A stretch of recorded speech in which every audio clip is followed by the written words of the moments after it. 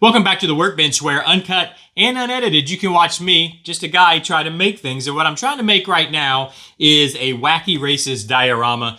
Specifically today we're working on Dick Dastardly's Mean Machine. And what we've got is kind of an ugly mess, to be honest with you. Actually, it's a beautiful mess, let's be honest. It's actually going well. I have decided to remove the seam from the side. So these two pieces clamp together, as you can see here in the instructions. You know, they clamp together, these two kind of tubs clamshell together over top of the fenders. And originally we were going to leave the seam because I didn't want to goof the fenders that are already painted, and you know, we're kind of down the road with that.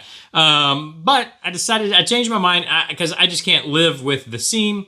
So we actually started the body work on that yesterday. In between episodes, I've been working out the body work.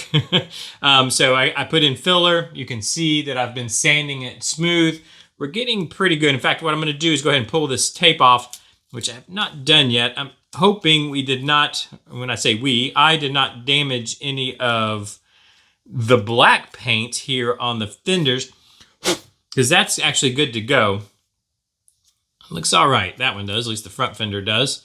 Let me see. I need to carefully do this. I don't want to disturb the body either. And when I say that, I don't want to pull this gap apart. And with that said, what we're going to do today surrounds that. So to kind of update those that haven't been watching along with us, and if you would like to get caught up, playlist down in the description. But we're basically, or when I say we, I mean I, but we're together doing this. So we're filling only this one side because this is going to be part of a diorama and this is going to have a wall behind it. So there's not really any need to fill this gap, but it does have a little play in it. And I don't want that to move because that can flex this side and then crack our body filler. So what I think we're going to do today is actually, what would be the right word? Strengthen. I guess that's the best way to say. Strengthen this seam on the back side, but without actually doing any body work to it. Again, because it's just effort not needed. I need to. So I've done some wet sanding. So I did. Also, 240 dry sanding to cut through all the body filler, and now I've been working 600 wet paper, and I'll work that up to 2,000, which then will feather in all of this stuff here. I'm still trying to decide whether I need to reprime. I guess I'm going to have to. I think what I'm going to have to do, what I'm going to do is tape off all the fenders, cover the wheels and fenders, reprime the whole body, at least the top side. I might just feather it into the bottom, probably, because the bottom's not going to show. It's going to be down below like that. Plus, let's remind everybody, we're going to have all kinds of smoke coming off here. So I think I can just feather it into the bottom of the body, but I think I'm going to have to reprime the whole thing. I think that's going to, at the end of the day, that's what we're going to have to do, and then repaint. Because I do want it to be if I don't reprime, I'm afraid I'm going to get something of a splotchy paint job because what's below is different colors, if that makes sense. But I'm getting pretty close. I feel a little rough point here. And that's the other thing too, that some filler primer, which is what I've been using. And it's not really a filler primer. It's just a thick primer. It's a heavy primer. That'll help me so I can feel just slightly a little seam right here on the edge where my thumb is. The primer will take care of that. So I think that's probably what we're going to have to do. But what we need to do right now is I want to strengthen up this seam back here. I think I could probably do it here and here. And the way I'm going to do that, where is it's down here. I again have some very thin styrene, and I'm just going to cut a strip and we're going to glue it on the inside of the seam. My only concern is I got to make sure that we don't interfere with the interior tub here, which we worked yesterday to get to fit in there real nicely.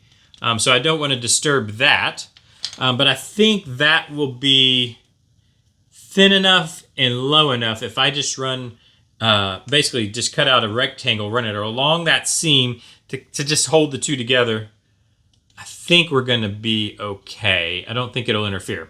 I mean, there's one way to find out, I guess. So let's, and it doesn't have to look pretty. I'm just going to, you know what? I'm going to cut all the way down this so that we have plenty to work with. Again, just very thin styrene. I don't even remember what the thickness of this is, but it's the thickness of cardstock, but it is styrene. It's not cardboard. And then let's see. Let's run it about to here.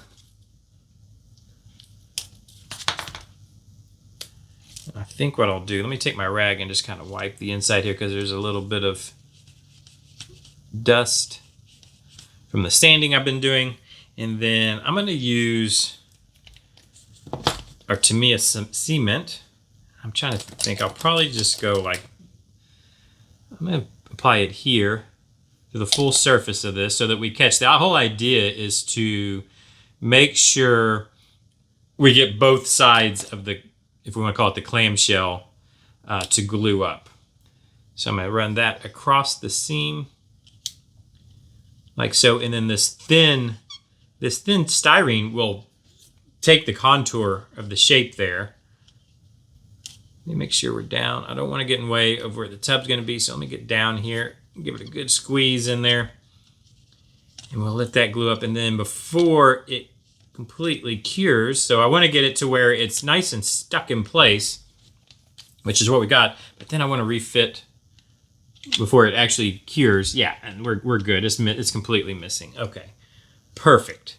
So that'll give us some strength on that side. And before I continue working this bodywork, because I might have to refill a little bit. What I'll do, you know what? I'll try to remember. I always forget. I'll try to remember to take pictures of the process as I go. Because what I'll do is I'm going to go 2,000 on what I've got here. Actually, I need to finish up front here. I've got to kind of clean up front because we've got this shape, which, by the way, I'm pretty sure I could block sand an entire Chevrolet Suburban in the amount of time it took me to sand. It is so fine. So I'm working with little tiny pieces of sandpaper, you know, and then wet sanding, and you know, I did my dry sanding, and this is.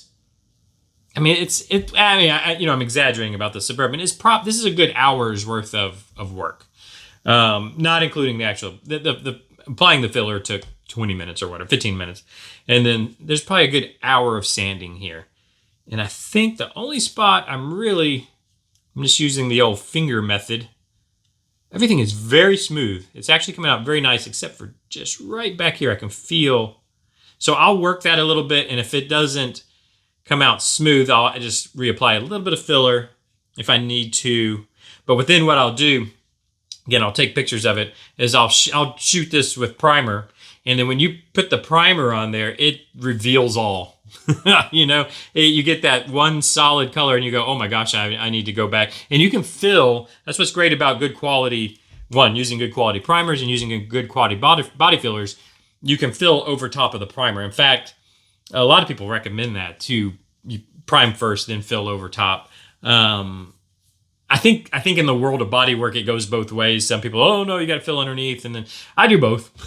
I don't, you know, to me, I fill, prime, all questions answered. You know, you block and all that stuff, and then if you need to go back over top, usually with a spot filler, with a some kind of spot filler, you know, go that way. But for this one, I'll just use the same body filler because it actually works really well, the U-pole stuff. Anyway, so that's got that, I think, pretty well.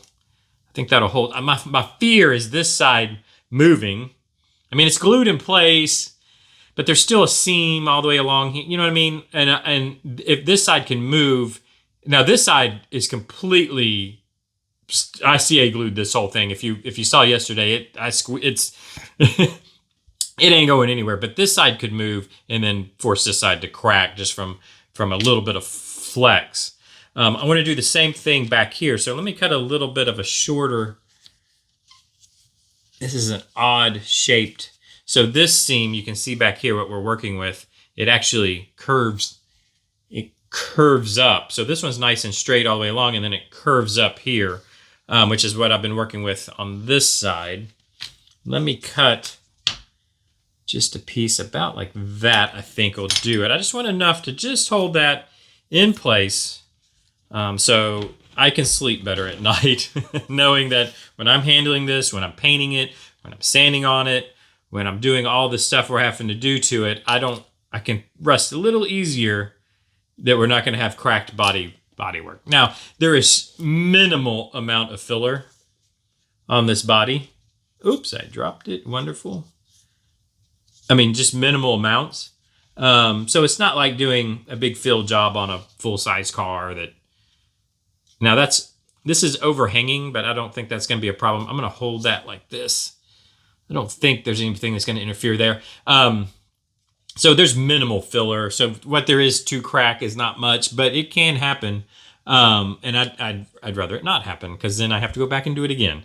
So let me hold this in place. This is a very kind of deep, complex curve here. I'm trying to glue this styrene into. There it is. It's staying though. It's working good because I just want to get just a, I don't know what to even call this, just a brace on the inside of the seam.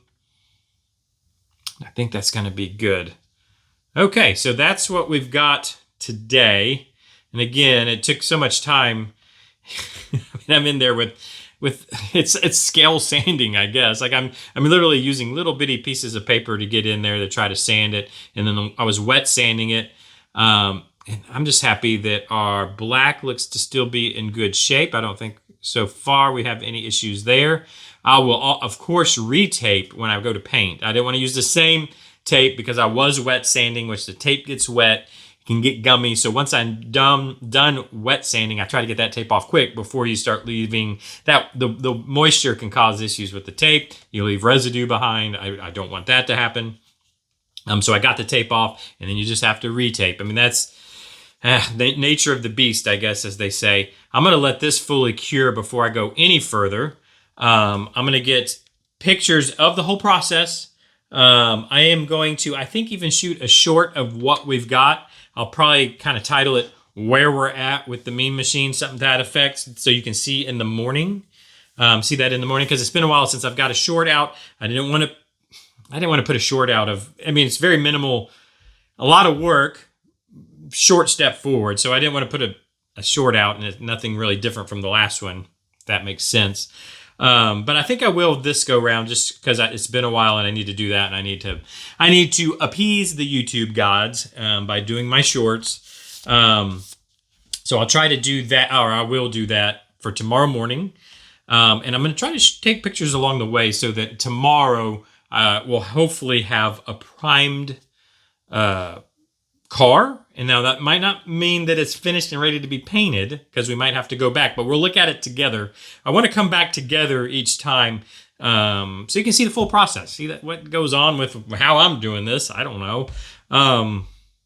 It's probably overdoing it, I guess. I don't know. I could have just left the seam, built the diorama, been done with it. I don't know, but so I just for weird my brain. I'm a bit OCD in certain areas, and then other areas I'm like not at all. Like, you know what I mean? If you looked at my table right now, you could. I'm definitely not OCD when it comes to organizing the mess that I work in. But that seam for me, because I don't know, I grew up and I teach my daughter this and everything. If you're gonna do something, do it the best you can. Now, that might not mean it's perfect. It might not mean, this is in my world at least, it might not mean it's going to win some kind of award or anything, but just make sure it's the best you can do. And that's just how I've always been with these things.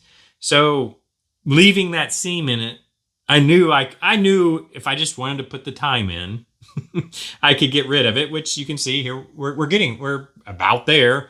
So that's why trying to take the extra step. And I just want to make, and I know there's a handful of you guys and maybe gals, I don't know, let me know in the comments. Are you a guy or gal? I'm always curious who actually watches this stuff, these videos, especially watches to the end.